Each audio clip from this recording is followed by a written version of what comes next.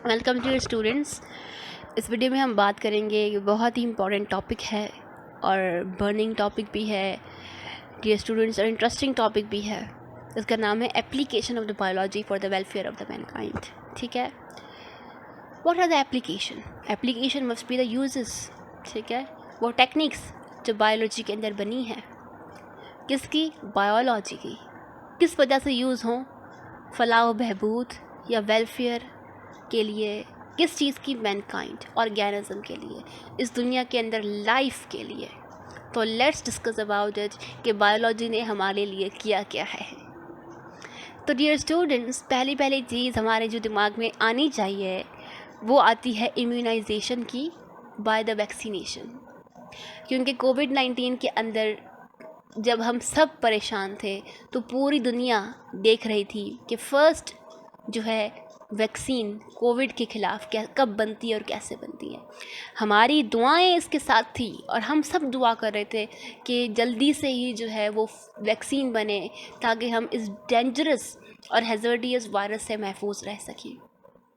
तो ये सारी वेलफेयर किसने कायम की है? बायोलॉजी ने कायम की है। तो हमारा थैंक्स जाता है इस पहली बंदे के ऊपर, एडवर्ड जेनर, जिन्होंने 1795 के अंदर पहली वैक्सीन बनाई थी काउ पॉक्स वायरस के ख़िलाफ़, जिसका नाम रखा था वैक्सीनिया वायरस वैक्सीन, जो कि स्मॉल पॉक्स के लिए बच्चों में लगाई जाती थी।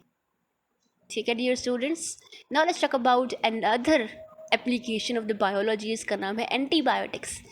Antibiotics are do substance which in low concentration prevent the growth of the microorganism. जैसे कुछ बैक्टीरियाज है ना, तो बैक्टीरिया है, फंजाई है, पैरासाइट्स हैं, प्रोटोजोन्स हैं, वो बॉडी के अंदर चले जाते हैं फूड के ज़रिए से, स्किन के ज़रिए से। अगर चले गए तो फिर क्या करेंगे? इनसाइड द बॉडी जाके डिजीज़ करेंगे। अब डिज़ीज़ कैसे फैलाते हैं?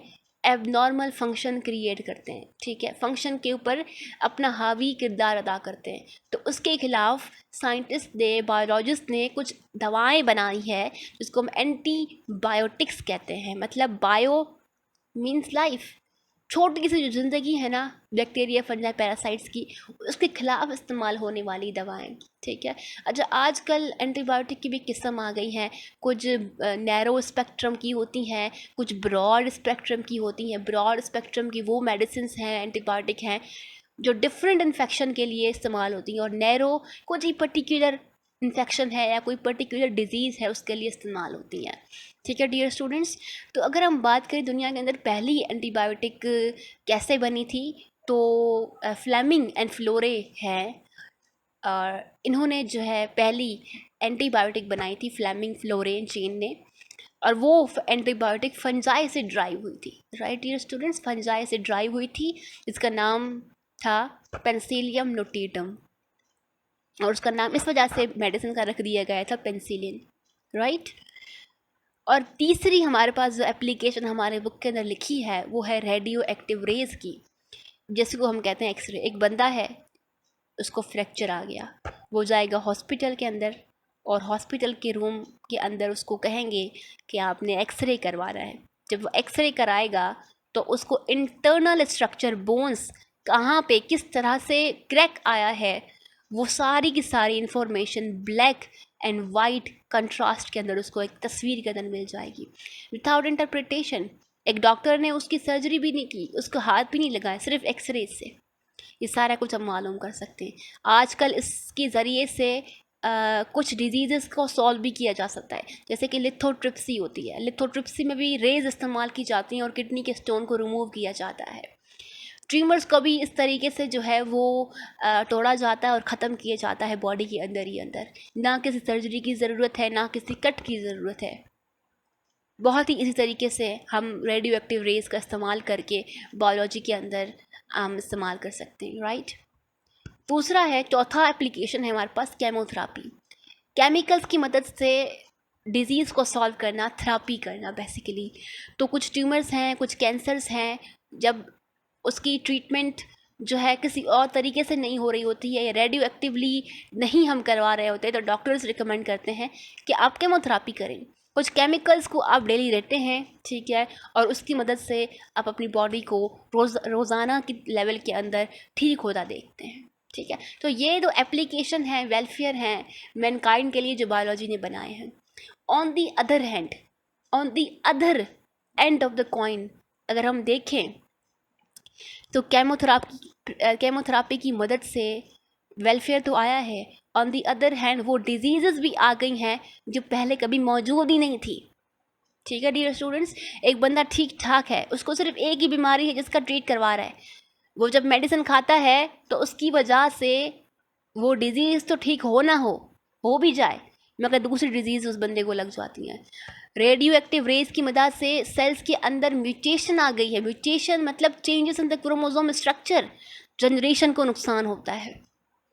एंटीबायोटिक की वजह से ज़्यादा, क्योंकि एंटीबायोटिक आजकल बहुत ज़्यादा इस्तेमाल होती है फूड के अंदर, प्रिजर्वेशन के अंदर, एनिमल के फूड के अंदर। एनिमल्स को भी हम प्रोवाइड करते हैं और एनिमल्स ह्यूमन खाते हैं। जब वो ह्यूमन खाते तो ह्यूमन के पास भी अननेसेसरीली ज़रूरत नहीं है उस एंटीबायोटिक की आ जाती है। तो ड्रग रेजिस्टेंस हम कहते हैं जिस चीज़ को, हमारे पास वो क्रिएट हो रहा है। पहले हम एक एंटीबायोटिक खाते थे, हम ठीक हो जाते हैं, आज 10 खा लें हमारी तबीयत वैसी की वैसी रहती है, because the drug resistance have been create. और बैक्टीरिया बड़े चालाक हो गए हैं, उन्होंने अपने अंदर म्यूटेशन कायम कर ली है और अपनी बहुत ज़्यादा स्ट्रेन्स कायम कर ली है। वैक्सीन के अंदर भी इस तरीके से है, जैसे ही वैक्सीन कोविड-19 के अंदर जैसे ही वैक्सीन बन रही थी, वायरस स्ट्रेन्स चेंज कर रहा था, वायरस म्यूटेशन उसके अंदर हो रही थी। और इसके अलावा वैक्सीन हमारे पास डेवलप तो हो गई है, मगर उसका सही इस्तेमाल हमारे पास अभी तक मौजूद नहीं है, सही एज में इस्तेमाल अभी तक मौजूद नहीं है। तो we have to learn these things. और एक क्वाट है कि humans are very best at inventing the tools. Human बड़े अच्छे हैं औजार बनाने के अंदर, टूल्स बनाने के, but very bad at using them wisely. हमने वेलफेयर के लिए इतनी ज़्यादा चीज़ें तो कायम कर ली हैं, बड़े बड़े टेक्निक इस्तेमाल कर लिए हैं, बड़े बड़े टेक्निक्स बना दिए हैं, मगर we are using them in wisely, in a wise way? तो आंसर इसका आप खुद सोचें डियर स्टूडेंट्स, आपको खुद मिल जाएगा। अच्छा, एक होती है हाइड्रोपोनिक की टेक्निक्स, क्योंकि दुनिया के अंदर पॉपुलेशन इंक्रीज़ हो रही है। पॉपुलेशन इंक्रीज़ होने के साथ साथ हमारे पास फूड की सप्लाई भी होना ज़रूरी है, ठीक है, वो भी इंक्रीज़ हो रही है। अच्छा, उसको पूरा करने के लिए बायोलॉजी के अंदर कुछ टेक्निक्स है जिसको हम कहते हैं हाइड्रोपोनिक्स। हाइड्रो का मतलब होता है वाटर, फोनिक का मतलब होता है वर्क। यहाँ पर सॉइल वर्क नहीं कर रही होती है, बल्कि वाटर वर्क कर रहा होता है। वाटर के अंदर वो एसेंशियल मिनरल्स और न्यूट्रिशन डाली जाती हैं जो कि एक पौधे को ग्रो करने के लिए ज़रूरी होती है। अब वो पौधा यहाँ पे लगाया जाता है, वो ग्रो होता है। अब जब वो ग्रो होता है तो उसकी रूट्स नहीं होती हैं, तो रूट्स के बगैर ही वो अपने फ्रूट्स को देना स्टार्ट करता है। और ये कहीं भी ग्रो किया जा सकता है। हम ये अपनी किचन के अंदर, किचन गार्डन के अंदर भी इस्तेमाल कर सकते हैं। और वो जगह जहाँ पर एरेटेड सॉइल है, जहाँ पर बंजर ज़मीन है, वहाँ पर भी ये टेक्निक इस्तेमाल की जा सकती है। तो इसको कई नामों से जाना जाता है, देयर आर डिफरेंट नेम्स, जैसे कि सॉइल लेस है या वाटर कल्चर है। सॉइल लेस और water culture techniques, right? So it is a science of growing terrestrial plants in an aerated solution. It is a soil-less और water culture. फ़ायदे क्या होते हैं इसके? कई फ़ायदे हैं कि सॉइल की डिजीज़ को कम करने के लिए अगर सॉइल के अंदर अगर एक प्लांट ग्रो करेगा तो ज़ाहिर है उसके अंदर कुछ पैथोजन है, तो वो भी उसको हमला कर सकते हैं, राइट? तो वो डिलीट हो जाएंगे। और कंट्रोल वीड, अननेसेसरी प्लांट जो ग्रो हो जाते हैं ज़मीन के ऊपर, उसको भी हम कंट्रोल कर सकते हैं। एरिया जो है ज़मीन का वो भी रिड्यूस हो जाता है, कम हो जाता है, और इसको हम कहीं भी उगा सकते हैं, दुनिया के किसी भी पार्ट के ऊपर, चाहे वो ज़मीन बंजर ही क्यों ना हो, हम ये उगा सकते हैं, right? Now let's talk about another technique जो कि हमारे वेलफेयर के लिए इस्तेमाल होती है, मगर dear students write and comment कि वो इस्तेमाल हो भी रही है या नहीं हो रही है हमारे वेलफेयर के लिए। तो वो है क्लोनिंग का। अच्छा, क्लोनिंग ये नहीं होता कि एक बंदे को आप पूरा बना दो ह्यूमन बीइंग को क्लोनिंग करके, ठीक है, इस तरीके से नहीं है, बल्कि क्लोनिंग के अंदर हम लिवर सेल को बना सकते हैं, एक हार्ट को बना सकते हैं, एक किडनी को बना सकते हैं, एक ऑर्गेनिज्म की ब्लड को बना सकते हैं क्लोनिंग के ज़रिए। तो बहुत ज़्यादा चीज़ें हैं जिसको हम क्लोनिंग के ज़रिए से बना सकते हैं। अच्छा, क्लोनिंग की दो टाइप्स होती हैं, एक होती है नेचुरल और दूसरा होती है आर्टिफिशियल। ठीक है डियर स्टूडेंट्स, अगर हम नेचुरल की बात करते हैं, नेचुरल क्लोनिंग कौन सी होती है? जिसके अंदर आ जाता है आइडेंटिकल ट्विंस, जो बच्चे जुड़वा पैदा होते हैं, आइडेंटिकल ट्विंस। दूसरी हमारे पास आ जाती है for example triplets in humans, asexual reproduction. This is very most common example of the cloning, asexual reproduction और रीजनरेशन। ठीक है, लिजर्ड जब अपनी पूंछ काट देती है, जब उसकी टेल कट जाती है तो वो दोबारा से उगा लेती है, वो उसको कहते हैं रीजनरेशन। और आखिर में हमारे पास आता है ट्यूमर्स भी और कैंसर्स भी, they are also the example of the cloning. मगर नेचुरल क्लोनिंग, आर्टिफिशियल क्लोनिंग के अंदर हम क्या करते हैं, लैब के अंदर एक सोमेटिक सेल लेकर उसको आर्टिफिशियली ग्रो करवाते हैं। ठीक है, तो पहली क्लोनिंग हुई थी शीप के अंदर और उसका नाम था डॉली। और कौन सा ईयर था? 1997 था। ये ईयर था जिसके अंदर क्लोनिंग परफॉर्म हुई थी। तो क्लोनिंग के बड़े से बेशुमार मकसद हैं और फ़ायदे हैं। इसकी मदद से हम इंसुलिन बना सकते हैं। अगर एक एनिमल के अंदर, ह्यूमन के अंदर इंसुलिन कम है तो इंसुलिन तो ज़रूरी है बॉडी के अंदर, क्योंकि वो ग्लूकोज को ग्लाइकोजन के अंदर स्टोर करती है और हेल्प करती है। ठीक है डियर स्टूडेंट्स, और ग्रोथ हार्मोन, अगर कोई ह्यूमन ग्रोथ नहीं कर रहा तो ग्रोथ हार्मोन बना सकते हैं, उसके अंदर डाल सकते हैं, इंटरफेरोन्स बना सकते हैं हम। ठीक है, जब भी कोई डिजीज़ होती है, बैक्टीरियाज बॉडी के अंदर चले जाते हैं, वायरस चला जाता है, तो वो एक अलार्म बजाता है कुछ केमिकल्स की सूरत में। वो अलार्म इंटरफेरोन्स होता है। तो इंटरफेरोन्स हम सिंथेटिकली भी इस्तेमाल बना सकते हैं और वो डाल सकते हैं ताकि दूसरे सेल्स मौजूद रहें, महफूज रहें, उस ऑर्गेनिज्म, उस वायरस, उस बैक्टीरिया से महफूज रहें। और इसके अलावा हम एंटी थ्रोम्बिन मेडिसिन भी बना सकते हैं। जैसे कि अगर थ्रोम्बिन होता है, थ्रोम्बस कॉज होता है, तो वो क्या करता है, ब्लड वेजल्स को ब्लॉक कर देता है। जब वो ब्लॉक हो जाती हैं ब्लड वेजल्स, तो ब्लड कैसे जा सकता है इजीली। तो इस वजह से एंटी थ्रोम्बिन एंटीबायोटिक या मेडिसिन भी बना सकते हैं हम क्लोनिंग की मदद से। तो क्लोनिंग की दूसरे जो इम्पोर्टेंस हैं वो आपके ऊपर हैं, आपने सर्च करना है उसको, और अगर आप जानते हैं उसको कुछ भी तो आपने कमेंट सेक्शन के अंदर उसको लिखना है। Thanks for watching this. Welcome dear students.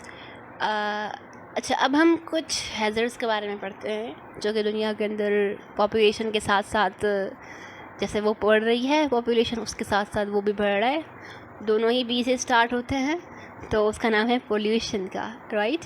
तो पोल्यूशन इतना बढ़ गया है साउथ एशियन कंट्रीज़ के अंदर कि यूनिवर्सिटी ऑफ चिकागो आज रिसर्च जो देती है अपनी, कहती है कि टाइप 5 टॉप मोस्ट जो हार्मफुल कंट्रीज़ हैं ना पोल्यूशन के हिसाब से, वो है पाकिस्तान, इंडिया, नेपाल और बांग्लादेश, और जो पाँच पता नहीं कौन सी है, मगर ये कंट्रीज़ जो हैं वो बहुत ही हिट है पोल्यूशन के साथ साथ। और यहाँ पर लाइफ एक्सपेक्टेंसी जो है वो बहुत ही कम हो चुकी है। इंडिया के अंदर तो 5 से 10 साल लोग कम जीना शुरू हो गए। पाकिस्तान के अंदर भी इसी तरीके से 3 से लेकर 4 ईयर्स तक जो है ज़िंदगी है वो कम हो चुकी है लोगों के अंदर, because of the pollution in the environment. अच्छा, पोल्यूशन की वजह क्या क्या हो सकती है? तो इसकी वजह हाई ऑटोमोबाइल्स भी हो सकती हैं। जो ऑटोमोबाइल पुरानी ख़राब सी जो लोग यूज़ करते हैं, उनका जो पोल्यूशन होता है वो एनवायरनमेंट के अंदर जाता है। दूसरा, इंडस्ट्रियलाइजेशन। अच्छा, आप लोग सोच रहे होंगे कि इंडस्ट्रियलाइजेशन, हाउ इंडस्ट्रियलाइजेशन, वो तो हेल्प करती है मॉडर्निज्म के अंदर, तो उसका जो वेस्ट है वो कहाँ जाता है? वो वेस्ट सही से डिस्पोज हो रहा है या नहीं हो रहा? तो ये सारी चीज़ें क्या काज करवाती हैं, पोल्यूशन को काज करवाती है। क्योंकि वेस्ट या तो एयर के अंदर जाएगा धुआं की सूरत में, या तो वाटर के अंदर जाएगा। ठीक है, लोग फेंकते हैं, ऑनर्स जो कंपनी के मालिक हैं वो क्या करवाते हैं, वेस्ट को डिस्पोज करवा लेते हैं अपने इंडस्ट्रीज़ का वाटर के अंदर। वाटर के अंदर जो लाइफ है वो इफ़ेक्ट रहेगी। जब वाटर भी ख़राब, तो हम जो वाटर पिएंगे, ड्रिंक करेंगे, वो फ़ायदा मंद नहीं होगा, वो ख़राब पानी। तो अल्टीमेटली हेल्थ ह्यूमंस की और जो भी ऑर्गेनिज्म, क्योंकि हर ऑर्गेनिज्म की जो बेसिक नेसेसिटी है ना वो वाटर है। या तो लैंड के अंदर आएगी तो एक तो हमारे पास पोल्यूशन और हमारा लैंड एरिया ख़राब होगा, और वो जहाँ पर एनिमल्स हैं, बर्ड्स हैं या लोअर एनिमल्स हैं, मैमल्स हैं, तो वो सब अफेक्टेड इस तरीके से होंगे। और अल्टीमेटली रिजल्ट क्या होगा, ह्यूमन की जो लाइफ है वो एक्सपेक्टेंसी बहुत ही कम होगी। तो इस तरीके से जो पोल्यूशन है वो हमारे पास हज़ार्ड कॉज करता है। और हमारे पास जो रेन होती है वो भी एसिडिटी उसमें होती है, और बॉडी के अंदर स्टोन कैंसर्स भी बन जाते हैं, स्टोन फॉर्मेशन हो जाती है, क्योंकि हम जो फसल का खा रहे होते हैं उसके अंदर डिफरेंट केमिकल्स शामिल होते हैं, वो जाकर बॉडी के अंदर क्या करवाते हैं, कैंसर्स कॉज करवाते हैं। ग्रीन हाउस इफेक्ट, हम देख रहे हैं क्लाइमेट चेंज हो रहा है ना, जो प्री इंडस्ट्रियल एरा है ना, जहाँ पर पहले इंडस्ट्रीज़ नहीं थी, उससे 1.5 डिग्री सेल्सियस हमारा जो टेम्परेचर है वो बढ़ने का खतरा है। तो ये जब बढ़ गया ना, बढ़ रहा है आस्ता आस्ता, हम देख रहे हैं कि समर्स बहुत ही ज़्यादा आ रहे हैं, विंटर बहुत कम, और समर्स के अंदर गर्मी तो इतनी गर्मी ज़्यादा शदीद, और विंटर्स के अंदर ज़्यादा। तो ये चेंज इन जो एटमॉस्फेयर जो है क्लाइमेट के अंदर है वो क्लाइमेट चेंज कहलाता है। पहला ऐसा क्लाइमेट नहीं था बिल्कुल भी, पहले का क्लाइमेट और आज का क्लाइमेट में बहुत फ़र्क है। तो ये चेंज आ रहा है ना क्लाइमेट के अंदर, ये बहुत ही हज़ार्डियस है स्पीशीज़ के सर्वाइवल के लिए। जब स्पीशीज़ सर्वाइव नहीं करेंगे, एक्सटेंट ख़त्म, अल्टीमेटली फिर ह्यूमंस भी एक्सटेंट हो जाएंगे, राइट। तो अल्टीमेटली भी हम धकेले जा रहे हैं उस दौर के अंदर जहाँ पर सब कुछ ख़त्म होने के चांसेस हैं, राइट। तो इसको कुछ बचाया जा सकता है, इससे मुकाबला किया जा सकता है। कुछ तरीके हैं जो आपकी बुक ने रिकमेंड किए हैं आप लोगों को करने के लिए, वो है डिफॉरेस्टेशन। हम फॉरेस्ट जो हैं, क्योंकि they are the habitat for many species, अगर उसकी लाइफ को ख़त्म करेंगे अल्टीमेटली हमारी लाइफ भी खुद ख़त्म हो सकती है, क्योंकि हम एक दूसरे पर डिपेंडेंट हैं। एक हमारे पास एक पिरामिड है ना, जिसके अंदर हमारे पास होता है कि प्राइमरी, सेकेंडरी, फिर टर्शरी। तो ऑर्गेनिज्म एक दूसरे पर डिपेंडेंट हैं, हम सब एक दूसरे पर डिपेंडेंट हैं। प्लांट्स नहीं रहेंगे तो सेकेंडरी ऑर्गेनिज्म नहीं रहेंगे, सेकेंडरी ऑर्गेनिज्म नहीं रहेंगे, सर्वाइवल नहीं करेंगे तो टर्शरी कहाँ से कर सकेंगे। तो इस वजह से हमें जो हाउसिंग स्कीम है या अपने पर्सनल एस्पेक्ट के ज़रिए से हमें डिफॉरेस्टेशन बिल्कुल नहीं करनी चाहिए। या कुछ ऐसी प्रोडक्ट इंडस्ट्रीज़ बनाती हैं जिसका प्लांट इस्तेमाल होता है, जैसे कि पेपर में भी प्लांट इस्तेमाल होता है, तो उसका बेहतरीन हल है टेक्नोलॉजी, लैपटॉप्स, उसका बेहतरीन हल है। ऑनलाइन टीचिंग के अंदर चूँकि सारा कुछ ऑनलाइन हो रहा था तो पेपर बहुत ही कम इस्तेमाल हुआ, तो that was a good point of that time. और इसके अलावा है इंडस्ट्रियलाइजेशन। तो इंडस्ट्रियलाइजेशन तो ज़रूरी है, मॉडर्निज़म के लिए ज़रूरी है, और मगर इसका जो वेस्ट है ना वो ठीक तरीके से डिस्पोज होना भी ज़रूरी है, डियर स्टूडेंट्स, राइट। और दूसरा है हमारे पास to conserve the parks and the forest. Parks को और फॉरेस्ट को कंजर्व करना चाहिए, उसको बचाना चाहिए, राइट डियर स्टूडेंट्स। दूसरा आता है हमारे पास concept of biological control and the integrated disease management. For example एक पॉन्ड है, वाटर है उसके अंदर, ठीक है, और उसके अंदर पानी है। अच्छा, यहाँ पर मॉस्किटो के ग्रो होने की बड़े से चांसेस है, और मॉस्किटो यहाँ पे ग्रो करता है अच्छे तरीके से। वहाँ पे ये अपने एग्स देता है, और एग्स जो है वो लार्वी में कन्वर्ट होते हैं और वो प्यूपा में कन्वर्ट होते हैं, ठीक है, और वो फिर मॉस्किटो बनते हैं। जब वो मॉस्किटो बनते हैं तो फिर हंट करते हैं ह्यूमंस की तरफ, और ह्यूमन उनका होस्ट बनते हैं, वहाँ पे डिजीज़ वो कॉज करते हैं, वहाँ से वो फूड भी लेते हैं। तो इस तरीके से ये चेन चलती रहती है। तो यहाँ पर अगर एक बंदे ने, इंटेलेक्ट बंदे ने क्या किया, एक फ़िश को डाल दिया, तो वो फ़िश क्या करेगी, इन सब एग्स को खा जाएगी। जब वो एग ख़त्म, लार्वी ख़त्म, प्यूपा ख़त्म, मॉस्किटो नए बनना ख़त्म हो जाएंगे और वो डिजीज़ कॉज करना ख़त्म कर देंगे। तो पैथोजन नेचुरल एनिमी, ये पैथोजन है, मॉस्किटो इज़ ए पैथोजन, उसका एनिमी कौन सा है, फ़िश, तो उसकी हैबिटाट में वो डाल दी। तो इस तरीके से हम डिजीज़ को फैलने से कंट्रोल कर सकते हैं, इसको कहते हैं बायोलॉजिकल कंट्रोल, ठीक है। और दूसरा है क्रॉप रोटेशन। क्रॉप रोटेशन एक फसल है, एक जगह है जहाँ पर एक फसल, एक प्लांट लगा है तो दूसरी बार नया किस्म का प्लांट लगाएं, तो रोटेट करते रहें, ठीक है। सेम स्पीशी का प्लांट या सेम टाइप का प्लांट अगर आप लगाते हैं तो जो पैथोजन है ना वहाँ पर वो हमला कर सकते हैं, क्योंकि पैथोजन की स्पेसिफिसिटी होती है, स्पेसिफिक होते हैं, तो एक किस्म पर हमला करते दूसरे किस्म पर नहीं करते हैं, ठीक है, होस्ट स्पेसिफिक होते हैं बेसिकली, ठीक है, तो इससे हम बच सकते हैं। और अगर लिग्यूमिनस प्लांट्स को हम ग्रो करवाते हैं तो लिग्यूमिनस प्लांट्स जो हैं वो नाइट्रोजन फिक्सिंग बैक्टीरिया को ग्रो करवाते हैं अपने नोड्यूल्स के अंदर, तो इस वजह से सॉइल की फर्टिलिटी भी इंक्रीज हो सकती है हमारे पास। So this was all about the first chapter of class 11. So dear students, hope you understand my lectures, and if you like my lectures, subscribe my channel and share with your friends. Thank you.